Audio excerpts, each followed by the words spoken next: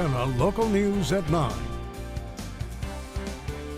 A health alert for you tonight. People are learning the hard way when you use sunscreen. You need to pay attention to more than just the SPF, or the sun protection factor. Yes, experts say that the expiration date is just as important. Our Cassie Sherham caught up with Bozeman residents playing at the pool to find out if they knew this important rule. Now, on sunny days like today, it's important to put sunscreen on to make sure you don't get burnt. But if you don't read the labels carefully, you could leave yourself exposed to the sun.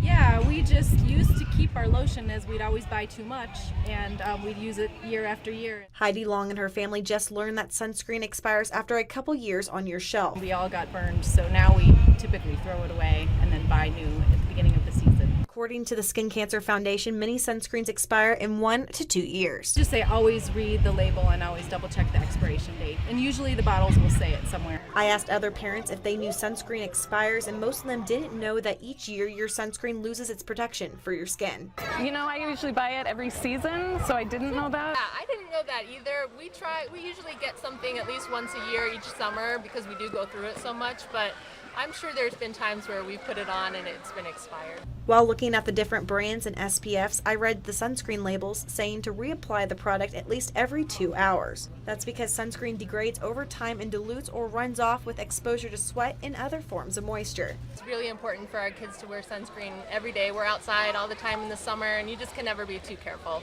I asked some kids on whether they usually apply, and I got the answers you would expect. I'm starting to get into more of the habit. My mom does it for me. My mom makes me too. One mother I spoke with says it's just a great habit to start kids at a young age. He's great with it, and I think the more that you do it with your kid, the better they are at understanding kind of what's going on. Dermatologists say it's important to let this sunscreen dry before they jump into the pool. In Bozeman, I'm Cassie Sherham.